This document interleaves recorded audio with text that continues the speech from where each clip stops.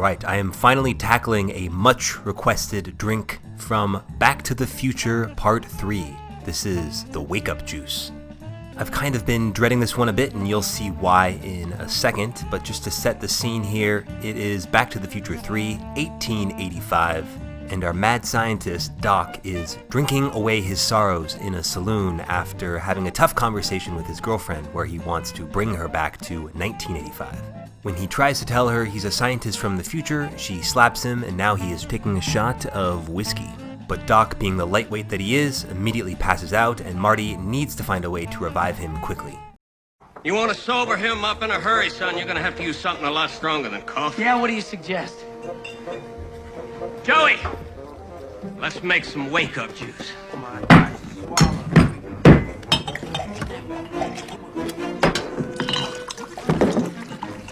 In about 10 minutes, he's going to be as sober as a priest on Sunday.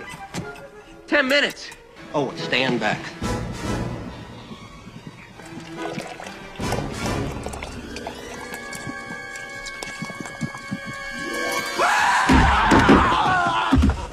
Great, super excited for this one. So what is Wake Up Juice exactly?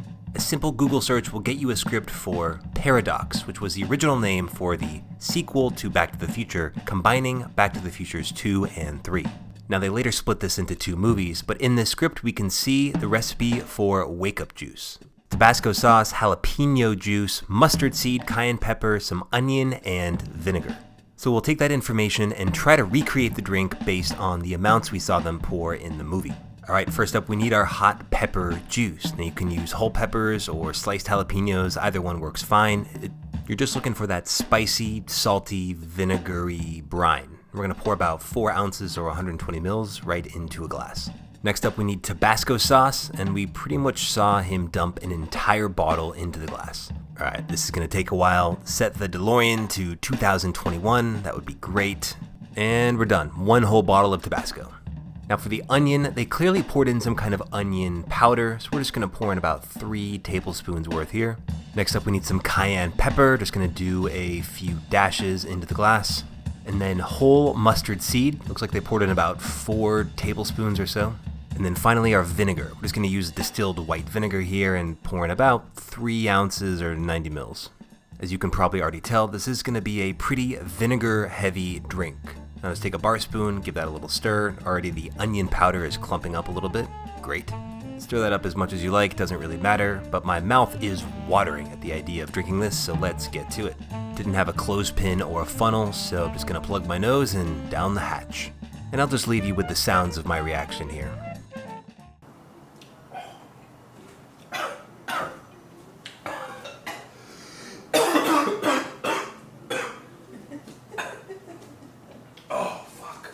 Ugh, this video really should have been sponsored by Tums, maybe just one more.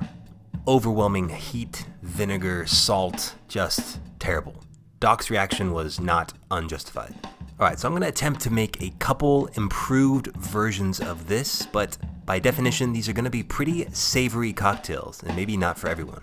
My goal is to try to use all of the elements of the original drink in a more palatable way. The first one's going to be a beer cocktail. So start with that same mug, and we're going to add 1/4 ounce or about 7 mils of our Tabasco sauce.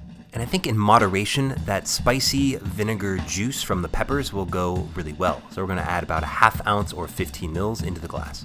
Instead of the cayenne pepper, we're just going to rim this with a bit of my favorite ingredient, tahini. So we're going to start by pouring some of that on a plate, rub the rim with some lemon juice, and then just tap the outside of the glass in our tahini. Alright, now on to our mustard. So mustard seed really isn't going to mix here, so instead let's try a whole grain Dijon mustard. And I mean, they make beer mustard dipping sauces, so I imagine this combination won't be too bad. And we're going to skip the straight vinegar from the original because we already got that vinegar flavor from the pickled jalapenos. But we are going to add some cracked ice to this cocktail, so grab about 4 or 5 ice cubes, beat them up in a Lewis bag or a paper towel, and dump them into the glass.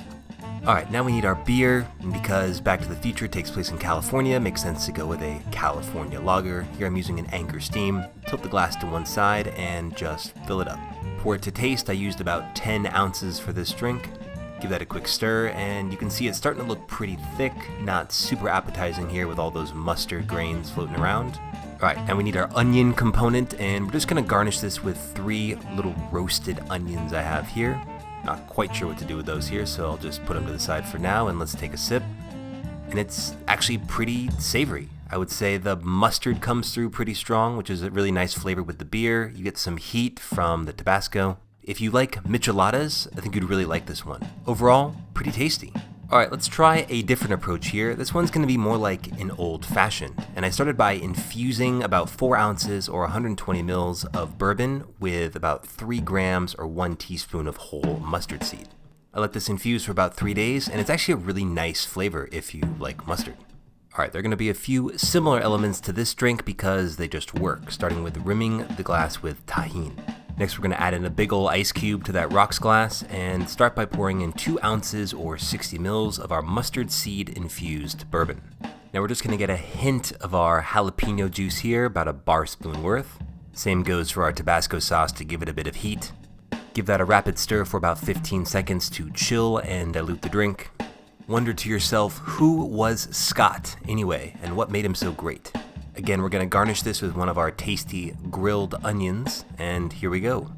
Wake Up Juice, Part 3. And wow, this cocktail is really wild. It's super savory, a little bit salty, but kind of sweet from the bourbon as well. I love savory cocktails, but I've never quite had something like this before. As Marty would say, this is heavy. Not for everyone, but I dig it. This video is sponsored by Raycon earbuds. And I've been using their everyday E25 earbuds a lot these days, whether it's for working from home, doing home workouts, or listening to a ton of podcasts. These things are great. There's over 6 hours of playtime, really easy Bluetooth pairing, a ton of bass, and a really nice compact design that gives you a good noise isolating fit.